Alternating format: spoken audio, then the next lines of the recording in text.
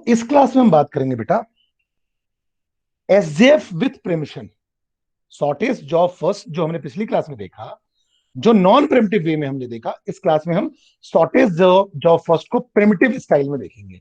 उसी को जो आप जो प्रिमिटिव स्टाइल की बात कर रहे हो उसी को बोलते हैं shortest remaining time first scheduling, SRTF, shortest remaining time first. ठीक है, या ये आपका एसजेएफ का प्रिमिटिव वर्जन है। आप ऐसा भी कह सकते हो कि एसजेएफ का प्रिमिटिव वर्जन है। मतलब इसमें क्या होगा, एक बार किसी को सीपीयू मिला तो उस एक पर्टिकुलर टाइम क्वांटम के लिए मिला, और फिर वो टाइम जैसे ही कंप्लीट हुआ फिर उससे सीपीयू छिन जाएगा, दूसरे को मिल जाएगा, कुछ ऐसा।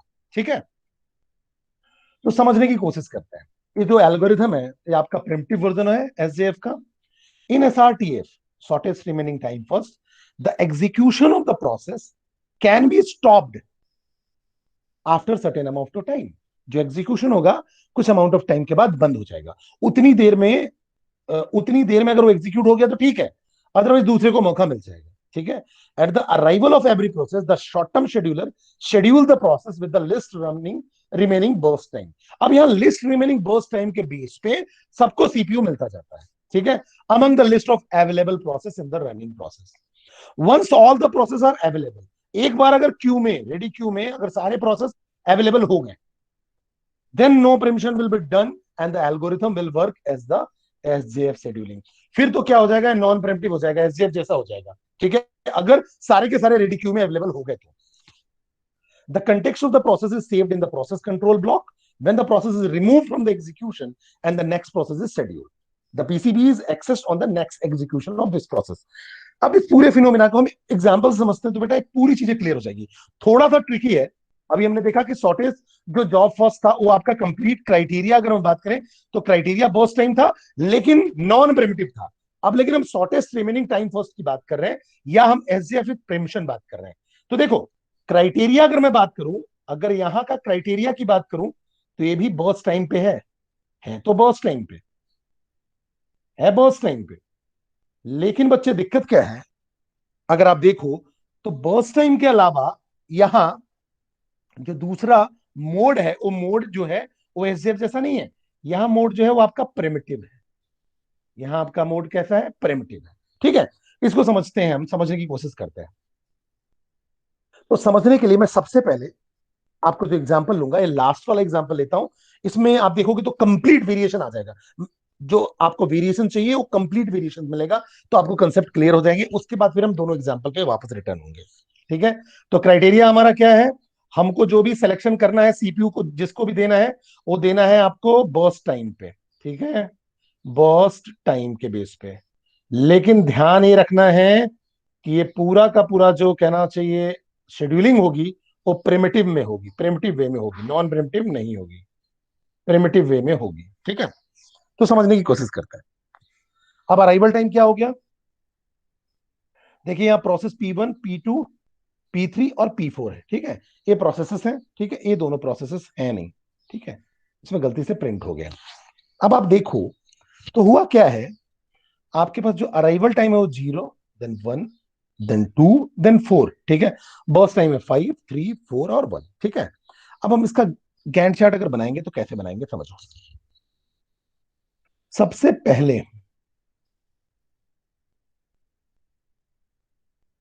ये हो गया। अब इसमें हम क्या कर सकते हैं, समझो मेरी बात। सबसे पहले वही जीरो टाइम की बात करेंगे।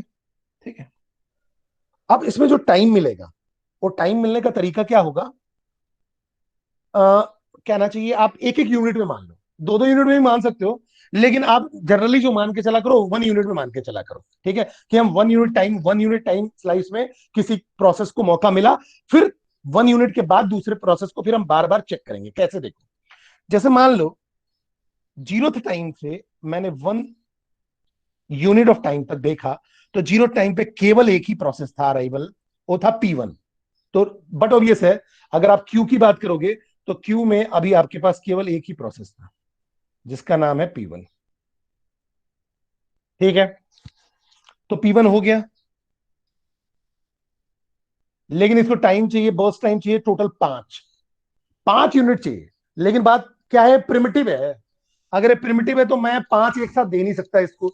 और मैं मान के चलूंगा स्टैंडर्ड की 1 1 लेके चलूँ, मैं 2 भी लेके नहीं चलूंगा, 2 में गलती होने के चांसेस है। आप क्या करना, एक रूल बना लो कि मुझे 1 1 ही डिवाइड करना है। तो मैंने केवल 1 यूनिट टाइम दिया। अगर केवल 1 यूनिट टाइम दिया, इसका मतलब समझना इसके पास क्या बचा, इसके मैं इसको अभी आगे लिखते जा रहा हूं। 4 यूनिट टाइम और बचा एग्जीक्यूट होने के लिए, समझते चलना।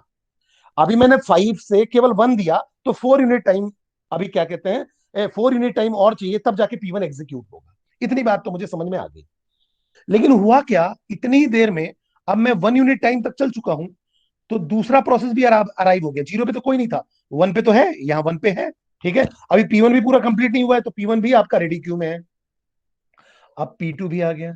अब देखो P2 भी आ गया, समझो मेरी बात को। अब P2 भी आ गया, तो P2 को क्या करूंगा मैं, P2 लिखा, और P2 को फिर से मैं 1 यूनिट टाइम ही दूंगा। 2 तक ले लिया, देखो समझो मेरी बात को, 2 तक दे दिया मैंने टाइम, क्योंकि 1 पे और कोई नहीं था। देखो 1 पे भी और कोई नहीं था, तो मैंने 2 तक टाइम दे दिया इसको।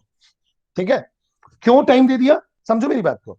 टाइम देने का रीजन ये था कि अगर आप P1 और P2 में से कंपेयर करो, ठीक है, अगर आप P1 और P2 में से कंपेयर करो, तो जब ये P2 का ये जो मैंने टाइम नहीं दिया था, मान लो आप यहां हो, 1 पे हो अभी, समझो मेरी बात को। आप 1 पे हो, तो 1 पे कौन आ गया, P2 भी आ गया। P2 को भी मैंने क्यू में दे दिया कि हाँ P2 भी क्यू में है। अब ये दोनों क्यू में, P1 और P2। तो अब 1 के बाद किसको मौका मिले, 1 के बाद किसको मौका मिले, वो किससे डिसाइड होगा, बर्स्ट टाइम से। तो P1 और P2 में से बर्स्ट टाइम किसका कम है, P2 का। तो P2 को मौका मिला, समझो। अब P2 को मौका मिला, तो मैं लेकिन क्या दूंगा, एक ही यूनिट टाइम का मौका दूंगा, क्योंकि मुझे बार बार चेक करना है। ठीक है, तो ये क्या हो गया, 2 तक दिया, लेकिन अब अभी इसको 2 यूनिट टाइम और चाहिए। ठीक है, अभी इसको 2 यूनिट टाइम और चाहिए। फिर से इसको चालू करते हैं, एक गड़बड़ और है, इसको 4 से कंपेयर करना था। फिर से मैं चालू करता हूं, कोई दिक्कत नहीं है। तो अगर मैं गैंट चार्ट की बात करूं बेटा, तो अगर आप देखो, तो यहां समझने की कोशिश करते हैं। ये आपका गैंट चार्ट हो गया, ठीक है। और मैं मान के चलता हूं जीरोथ टाइम पे, तो जीरोथ टाइम पे अराइवल केवल देखो एक ही का है, P1 का। तो ये मान लो आपका रेडी क्यू है, रेडी क्यू में आप मान लो अभी P1 पड़ा हुआ है। ठीक है, क्योंकि जीरो टाइम पे P1 ही है। लेकिन क्या करना है मुझे, इसमें एक एक यूनिट ही लोगों को देना है, जिसे मैं हर बार चेक करते जाऊं। एक प्रोसेस जब भी आए तो एक यूनिट ही दूंगा। ठीक है, अभी P1 का किसी से कोई कंपटीशन नहीं था, तो मैंने बस साइड कंपेयर नहीं किया। लेकिन 1 पे देखूं, तो 1 पे P2 भी आ गया, तो वेटिंग क्यू में P2 भी आ गया। और आप देखो, केवल इसको 1 यूनिट मैंने एग्जीक्यूट किया था, तो इसको भी 4 यूनिट और एग्जीक्यूट करवाना है, 4 यूनिट और एग्जीक्यूट करवाना है। ठीक है, ठीक है, ये भी बात समझ में आ गई। अब बात आती है कि अब P1 P2 में से किसको मौका मिले। तो P1 को चाहिए 4 यूनिट, और P2 को चाहिए 3 यूनिट। तो बट ऑब्वियसली P2 को मौका मिलेगा, तो P2 को मौका मिला, लेकिन मैं केवल एक ही यूनिट दूंगा, एक ही यूनिट दूंगा। तो मैंने बोला 2। ठीक है, अब समझो मेरी बात। अब मेरे पास 2 तक एक और आ गया, P3 भी, और इसके पास अब बर्स्ट टाइम हो गया है 2। इसका बर्स्ट टाइम 2 हो गया है। ट्रिकी है बेटा, बड़े आराम से चल रहे हैं, आराम से समझना। अब इसका बर्स्ट टाइम हो गया 2। ठीक है, मतलब अब इसको रिमेनिंग बर्स्ट टाइम कितना है, 2। अब 2 यूनिट चाहिए इसको। ठीक है, अब P3 भी आ चुका है। अभी देखो तो P1, P2 और P3 है, तीनों वेटिंग क्यू में है, क्योंकि पूरा एग्जीक्यूट अभी ये कोई भी नहीं हुआ है। अब बात आएगी, मैं P1 को चूज करूं कि P2 को चूज करूं या P3 को चूज करूं। तो बोलेंगे बर्स्ट टाइम किसका, तो P1 का बर्स्ट टाइम 4 है, P2 का बर्स्ट टाइम अपडेट हो गया, 2 हो चुका है, और P3 का बर्स्ट टाइम जो है वो 4 है। P3 का जो बर्स्ट टाइम है वो 4 है। तो बट अब ये से P2 ही एग्जीक्यूट होगा। फिर से P2 एग्जीक्यूट हुआ, और ये फिर एक यूनिट टाइम दूंगा मैं, 3। फिर एक यूनिट टाइम दिया, तो 3 तक चला। अब 3 तक अभी कोई प्रोसेस आया नहीं है, 4th पे आ रहा है। लेकिन फिर से क्या हुआ, अगर आप देखो, तो अब ये जाके इसको केवल 1 यूनिट चाहिए। अब इसको केवल 1 यूनिट चाहिए। अब अगर इसको केवल 1 यूनिट चाहिए, लेकिन क्यू में P1 भी है, समझ लो, हर बार कंपेयर करना बेटा। क्यू में P1 भी है, P2 भी है, और P3 भी है। तो P1 को चाहिए 4, P2 को चाहिए 1, और P3 को चाहिए 4। P3 को चाहिए 4। तो बट ऑब्वियस है P2 को मिलेगा मौका फिर, क्योंकि इसको सबसे कम है। तो फिर से मौका मिला P2 को ही, और आप पहुंच गए 4 तक, 1 1 यूनिट दे रहे हो। ठीक है, आप पहुंच गए 4। अब इस एप कंप्लीटली एग्जीक्यूट हो गया। अब यहां से मैं P2 को हटा देता हूं, P2 कंप्लीट एग्जीक्यूट हो गया। अब आप चाहो तो इसको एक साथ लिख सकते थे, और एक साथ क्या लिख देते 1 to 4, तो भी दिक्कत नहीं है, या आप ऐसे भी लिखो तो कोई दिक्कत नहीं है। तो अब अगर इसका कंप्लीशन टाइम देखोगे तो P2 के राइट, P2 के सबसे राइट, जो P2 सबसे लास्ट वाला है उसका राइट देखोगे तो भी कोई दिक्कत नहीं है, काम आपका हो जाएगा। ठीक है, अब लेकिन P2 हट गया, लेकिन आप 4 यूनिट तक पहुंच चुके हो, और P1 P3 आपके पास ऑलरेडी क्यू में है, देखो P1 और P3 ऑलरेडी क्यू में है। तो अब आपके पास क्यू में है P1 P3, और फोर्थ पे अराइवल P4 का भी हो चुका है। तो चलो अच्छी बात है, P4 भी आ चुका है। ठीक है, अब कंपेयर करेंगे। तो P1 का है अभी 4, P3 का है 4, P4 का है 1। तो बट ऑब्वियस कौन एग्जीक्यूट होगा, P4। तो P4 आता है और एग्जीक्यूट होता है P4, और इसको मिलता है 1 यूनिट ऑफ टाइम। मैं दूंगा 1 यूनिट ही टाइम दूंगा, वैसे भी हर यूनिट का फिर से चेक करूंगा, भले एग्जीक्यूट हो या ना हो, मुझे मतलब नहीं। ठीक है, अब देखिए बच्चे, अब मैं क्या करूंगा, यहां से P4 भी खत्म, क्योंकि उसको एक ही चाहिए था, खत्म हो गया। अब आपके अगर क्यू में बात करें तो हमारे पास बचा हुआ है P1 और P3। अब P1 और P3 की बात करेंगे, तो P1 क्या है, अब आपको P1 में बचा हुआ है 4, और P3 में भी 4 बचा हुआ है, समझो P3 में भी 4 बचा हुआ है। लेकिन जब बर्स्ट टाइम आपका सेम होता है, बर्स्ट टाइम अगर सेम होता है तो आप कहां चले जाते हो, अराइवल पे, अराइवल पे। ठीक है, अराइवल पे चले जाते हो। तो अराइवल किसका पहले है, P1 का। ठीक है, तो यहां से P1 एग्जीक्यूट होगा, और आप चाहो तो पूरा का पूरा दे दो, अब 4 के 4 यूनिट दे दो, क्योंकि दोनों के बराबर है, तो पूरा 4 यूनिट पहले ही कंप्लीट होगा। तो आप या तो पूरा दे दो, या तो आप इसको बड़े स्लो तरीके से करो, एक एक यूनिट दो। तो मैंने क्या किया, 1 यूनिट दिया, फिर P1 को समझते हैं, 1 यूनिट P1 को दिया तो 6 पे गया, और अब इसको चाहिए केवल 3। लेकिन क्यू में कौन है, P1 और P3 दोनों है, बट अभी ऐसे कंपेयर होंगे, तो ये 3 हो चुका है 4, फिर P1 को मौका मिलेगा, फिर P1 को मौका दिया ये 7 तक। ठीक है, अब ये हो गया आपका 2 तक चलेगा। ठीक है, अब फिर 2 और 4 में कौन कम है, P1 ही कम है, तो फिर P1 को मौका मिलेगा, तो ये P1 चलेगा 8 तक। अब इसको कितना चाहिए, केवल चाहिए 1।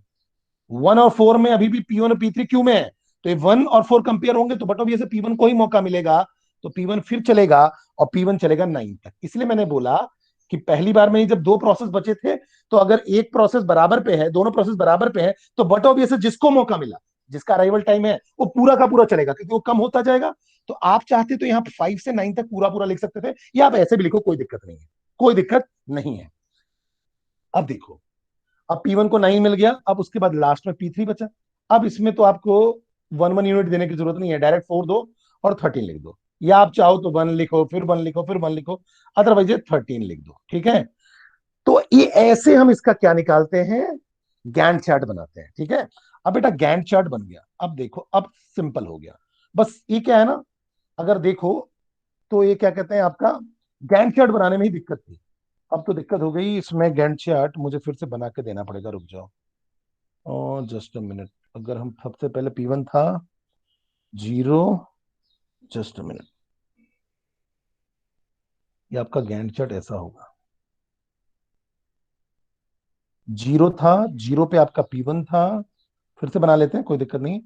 P1 के बाद आपका P2 आया, और P2 आपका ये 1, फिर है आपका 2, फिर P2 फिर चलेगा, तो ये आपका 3, फिर P2 ही चलेगा, तो आपका 4, फिर आपका P4 चला है, जो आपका 5 तक चला, फिर आपका P1 चला है, जो आपका 6 तक चला, फिर आपका P1 चला है, जो 7 तक चला, फिर 8 तक भी P1 चला, फिर आपका 9 तक भी P1 चला, और फिर आपका 13 तक चला है P3। ये गैंट चार्ट था। ठीक है, अब बेटा कंप्लीशन टाइम की हम बात करें। ठीक है, ये दोनों तो है ही नहीं, कंप्लीशन टाइम की हम बात करें, तो कंप्लीशन टाइम में देखो P1 कहां कंप्लीट हो रहा है, तो सबसे लास्ट ऑकरेंस देखना पड़ेगा, सबसे लास्ट पर P1 यहां आया है, उसका राइट मतलब 9, मतलब 9 लिख दिया मैंने। P2 का लास्ट ऑकरेंस यहां है, तो 4 लिख दिया मैंने, कोई दिक्कत नहीं है। ठीक है, अब मैं बात करूंगा P3 का। P3 का लास्ट ऑकरेंस यहाँ 13, तो 13, फिर P4 का लास्ट ऑकरेंस यहाँ, तो यहाँ 5। ठीक है, अब आपको टर्न अराउंड टाइम तो पता ही है, टर्न अराउंड टाइम का मतलब होता है सीटी माइनस एटी। सीटी बोले तो कंप्लीशन टाइम और एटी मीन्स अराइवल टाइम। तो सीटी मतलब 9 - 0 दैट इज 9, फिर 4 - 1 3, फिर 13 - 2 11, फिर 5 - 4 दैट इज 1। वेटिंग टाइम का मतलब क्या होता है? वेटिंग टाइम का मतलब होता है, आप बोलते हो टर्न अराउंड टाइम, ठीक है, minus burst time that is execution time also. ठीक है, तो वेटिंग मतलब turn around time minus burst time. तो turn around time 9 - 5 that is 4, 3 - 3 0, 11 - 4 7, 1 - 1 0। ठीक है, अब इसमें रिस्पॉन्स टाइम निकलेगा, क्योंकि ये प्रिमिटिव है तो रिस्पॉन्स टाइम और वेटिंग टाइम अलग अलग आएगा। तो चलो रिस्पॉन्स टाइम निकालो। रिस्पॉन्स टाइम का फॉर्मूला याद रखो फिर से, जो मैंने आपको बताया था रिस्पॉन्स टाइम में कि क्या होता है, the time which the process the CPU, या अब ऐसा बोल सकते हो, जब प्रोसेस को सीपीयू पहली बार मिला, the time eight which a process get the CPU first time minus arrival time. ठीक है, तो देखो P1 को सबसे पहले सीपीयू कब मिला है? जीरो यूनिट पे। ठीक है, और माइनस क्या करना है? अराइवल टाइम से, तो 0 - 0 0। P2 को सीपीयू कब मिला सबसे पहले? 1 पे। तो इसमें क्या करना है? फर्स्ट ऑकरेंस का लेफ्ट देखना है, फर्स्ट ऑकरेंस का लेफ्ट। तो P2 सबसे पहले कब मिला सीपीयू? 1 पे, और अराइवल कब हुआ? 1 पे, तो 1 - 1 0। P3 देखो, P3 को सीपीयू मिला है 9 पे, अराइव हुआ था 2 पे, 7 हो गया। रिस्पॉन्स टाइम 7 सेकंड बाद है, या 7 यूनिट बाद है। ठीक है, देन P4 की बात करें बच्चे, तो इसको मिला है 4 पे, और अराइवल टाइम है 4, तो 4 - 4 0। तो इसमें क्या होता है, जो फर्स्ट रिस्पॉन्स टाइम है माइनस अराइवल टाइम करते हैं, तो ये आ गया 0। ये रिस्पॉन्स टाइम आ गया। ठीक है, अब बेटा अगर आप एवरेज टर्न अराउंड टाइम निकालते हो तो इनको ऐड करो, तो कितना आएगा? 9 + 3 12, 12 + 10 22, 23 24। तो 24 divide by total number of process 4, तो ये आ गया 6। ठीक है, फिर एवरेज वेटिंग टाइम की बात करो तो 4 + 7 11, 11 डिवाइड बाई 4 कर दो, तो 11 डिवाइड बाई 4 दैट इज 2.75। ये एवरेज वेटिंग टाइम आ गया। फिर अगर एवरेज रिस्पॉन्स टाइम की बात करो तो 7 डिवाइड बाई 4, 0 + 0 + 7 + 0, तो 7 डिवाइड बाई 4, तो ये आ जाएगा 1.75। Is that clear to all of you? Yes और नो? ये समझ में आया या नहीं आया बेटा? कुछ इसमें बताने की जरूरत तो नहीं है? बोले बच्चे, क्लियर है सभी को? क्लियर है या नहीं है बेटा? बोलो। Yes sir. गुड। अब दूसरे एग्जांपल आप समझने की कोशिश करते हैं, तो आपको अभी क्लियर हो जाएगा। दो और एग्जांपल है। तो देखो, ये प्रोसेसेस है P1 से P6, ये P1 से P6 हमने लिया, और ये अराइवल टाइम्स हो गया और ये बॉस टाइम हो गया। ठीक है, अब हम इसमें सॉल्व करने की कोशिश करते हैं SRTF सर से। हाँ जी। सर वो ज्वाइन करना चाहते हैं नंबर ना, फिर ज्वाइन नहीं हो रहा वो। अच्छा, कोई नहीं है बेटा, वो चला गया लगता है। अब उसको बोलना वीडियो से पढ़े। अब देखो, अब मैंने क्या किया बेटा, ये अराइवल टाइम ले लिया, ये बॉस टाइम ले लिया। ठीक है, बाकी ये तो हमने कैलकुलेट किया हुआ है। अब यहां देखो बच्चे, सबसे पहले जीरो टाइम की बात करेंगे। तो मैंने आपको क्या बोला? 1 1 का डिवीजन करना है, आपको 1 1 का ही डिवीजन करना है। ये मैंने यहाँ कंप्लीट करके दिखा दिया। मैं आपको 1 1 का डिवीजन से लेके चल के देखता हूँ, तो आपको ना क्या होगा, हर समय इजी पड़ेगा बेटा, हर समय इजी पड़ेगा। ठीक है, और कोई कंफ्यूजन नहीं होगा। जैसे P0 की बात करें, तो जीरो पे तो P1 है केवल वेटिंग में, तो मैं वेटिंग क्यूब मान लेता हूँ, यहाँ है वेटिंग, तो अभी P1 ही है, तो 0 से 1 तक चलेगा, केवल 1 मानूंगा। ठीक है, 1 यूनिट टाइम दूंगा सबसे पहले, तो P1 आ गया। ठीक है, अब P1 आ गया, ये मुझे क्लियर हो गया कि P1 आ गया। अब बेटा जब P1 आया, ठीक है, जैसे ही P1 आया, तो देखो यहां, जस्ट मिनट,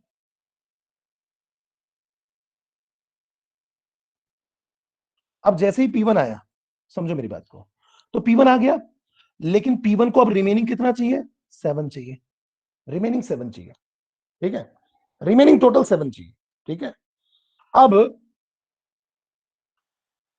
क्योंकि 1 यूनिट तो केवल हमने 1 यूनिट दिया, और अब इसको 7 बर्स्ट टाइम इसका अपडेट होकर 7 हो गया। ठीक है, अब जैसे ही 1 हुआ, तो एक और आ गया P2 भी, तो आपके रेडी क्यू में P2 भी है। अब इन दोनों में से किसको मौका मिले? तो देखो P2 का बर्स्ट टाइम है 4 और P1 का बर्स्ट टाइम है 7, तो बट ऑब्वियसली P2 को मौका मिलेगा। P2 को भी मैंने 1 यूनिट टाइम दे दिया, ठीक है। देखो 1 यूनिट टाइम दिया तो 1 + 1 हो गया 2।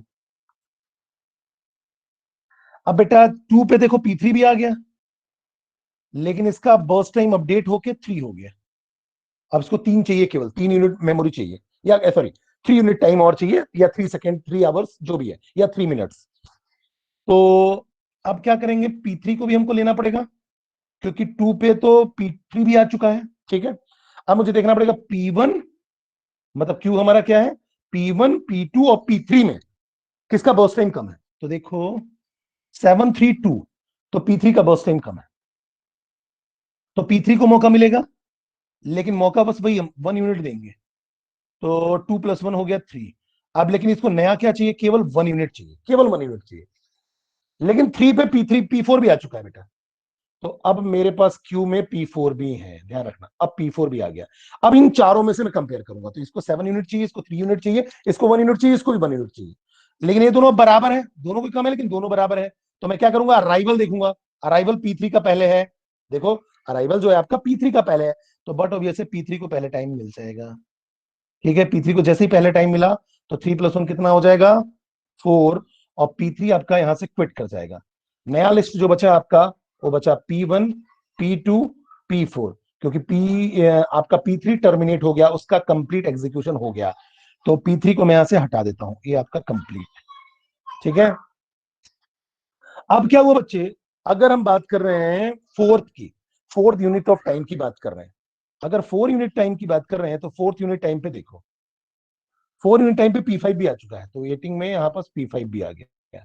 अब P1 P2 P4 P5 में कंपेयर होगा, तो इसका वेटिंग टाइम आपका P4 का सबसे कम है, इसका 3 है, इसको भी 3 चाहिए, इसका 7 चाहिए, तो 1 सबसे कम हुआ, तो अब P4 को मौका मिलेगा।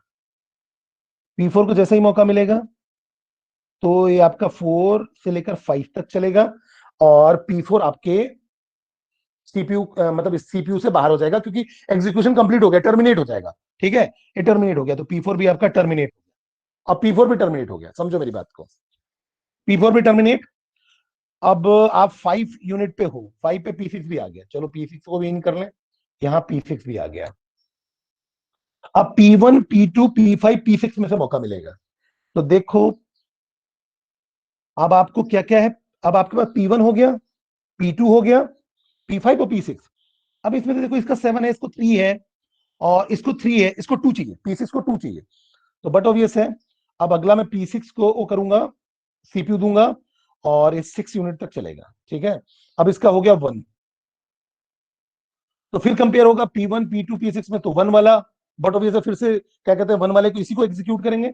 तो या तो आप 7 तक डायरेक्ट लिख दो P6 को, या 1 1 यूनिट दे दो, तो भी दिक्कत नहीं है। तो P6 7 तक चला, ठीक है। यहां देखो डायरेक्ट लिखा हुआ है P6 to P7 2 यूनिट पूरा का पूरा, क्यों, क्योंकि इसी को मौका मिल रहा है दोबारा, इसलिए जहां मौका उसको दोबारा मिलेगा, तो वहां आप लिख सकते हो डायरेक्टली। अदरवाइज आप एक एक यूनिट लेके चलो, तो आपको कोई कंफ्यूजन नहीं होगा, ठीक है।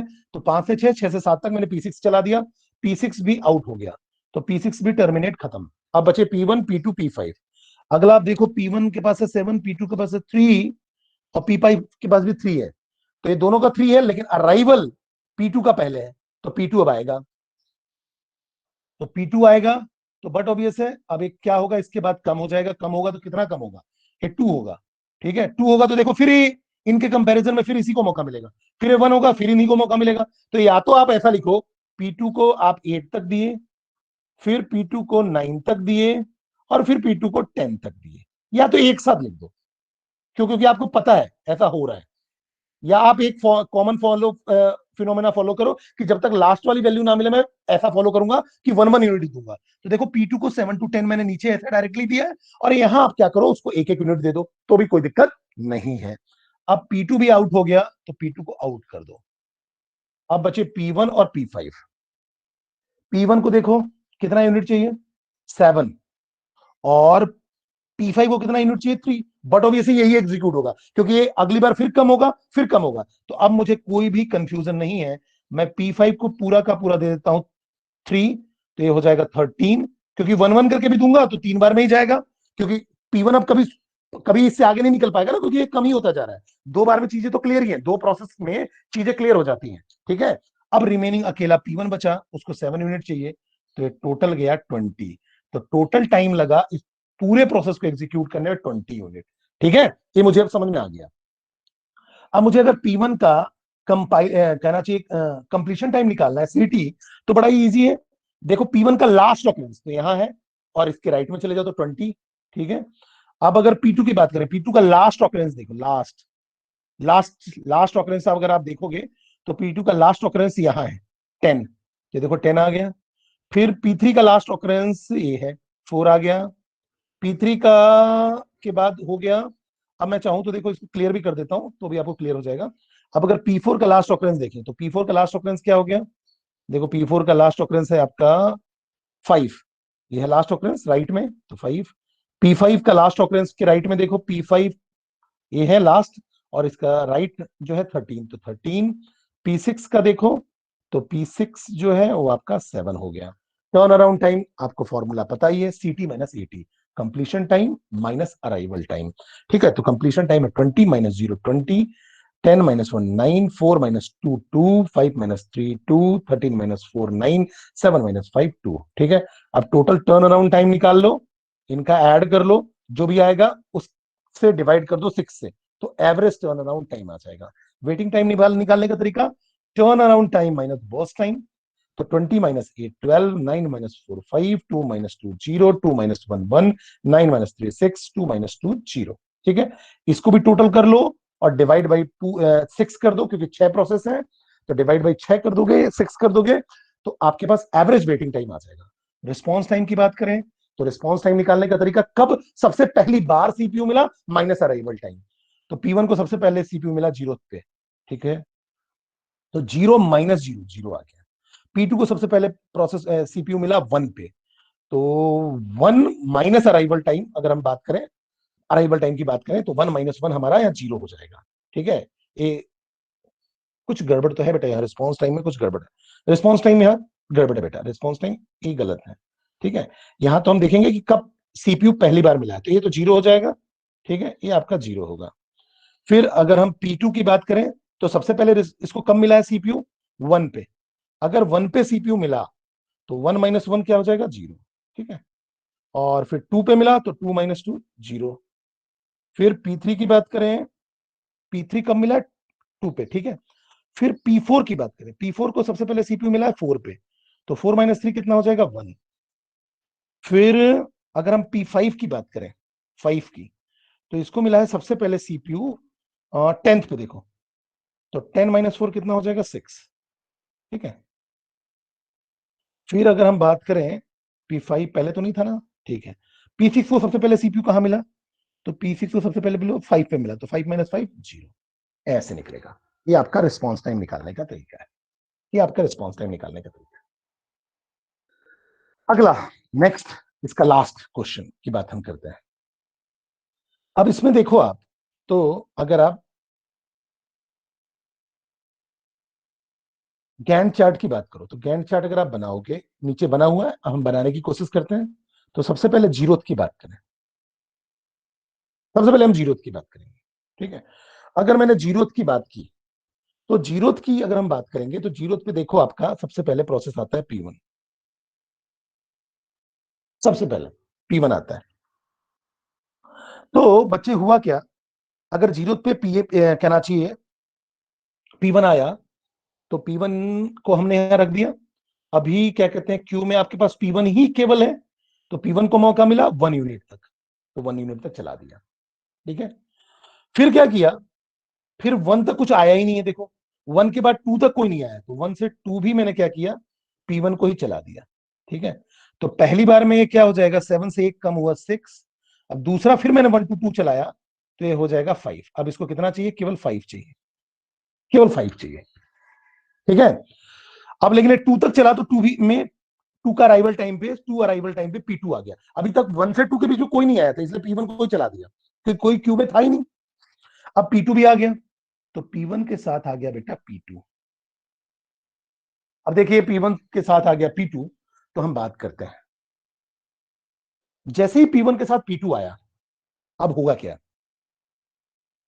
तो देखो, अब जब P1 के साथ P2 आया तो अभी कंपेयर होंगे, तो इसका बर्स्ट टाइम 5 बचा है और इसका 4 बचा है, तो बट ऑब्वियस है, अगर हम देखें P2 को मौका मिल जाएगा, ठीक है, फिर P2 को मौका मिलेगा। तो फिर से अगर मैं बात करूं तो यहां P2 को मौका मिला, और P2 को मौका मिलते ही कहां तक मौका मिलेगा, मैंने 1 यूनिट दिया केवल 3 तक, ठीक है। तो ए हो गया, केवल आपका बच गया 3 यूनिट, ठीक है।